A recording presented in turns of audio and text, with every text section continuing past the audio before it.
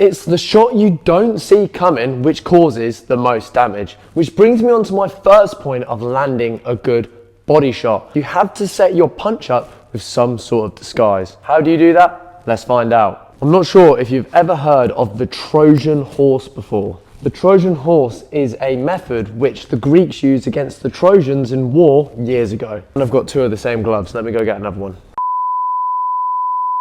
The Trojan horse method was basically a big wooden horse that the Greeks made to send into the Trojan base. Big wooden horse was hollow so the Greek soldiers could get into the horse. When the horse was sent to the Trojan base, the Trojans assumed that they had won the war. Hooray! The Greek soldiers were hidden in the horse whilst the Trojans happily welcomed this big wooden horse into their base thinking that they had won.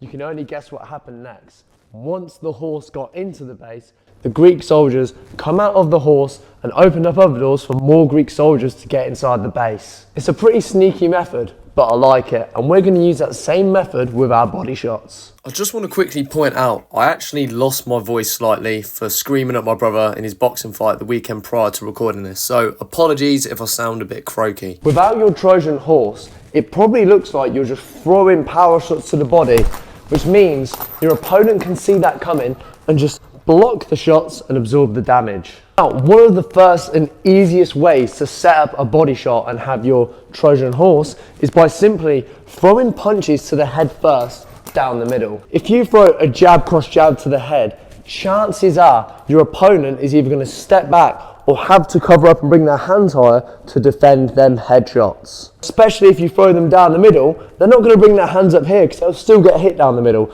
So their hands are going to come more narrow and higher up, meaning that the body's open. You might go jab, cross, jab, and then right hook around the side where that gap behind the elbows will be. Oh, and just a quick one before I give you the next tip. I do run an online boxing community with in-depth boxing lessons. I'll leave the link in the description if you want to join, but let's move on to the second tip. So now, with work shots down the middle and then hit round the side, but there's also something else you can do which is really unpredictable. I'm going to throw a combination slowly and I'm going to see if you can spot the pattern.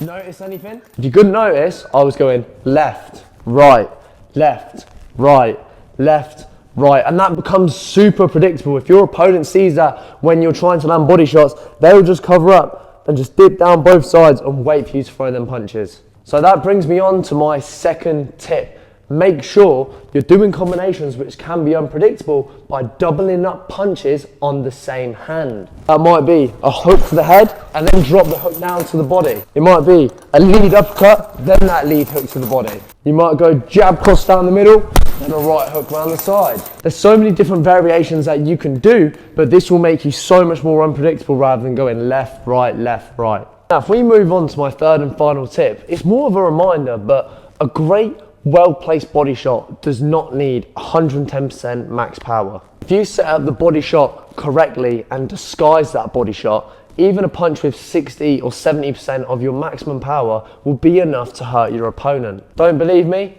Well, just tap the like button and see how much impact that has on my... No, I'm joking, you don't actually have to do that. On a real note, you need to set up your punches correctly for that body shot to land perfectly.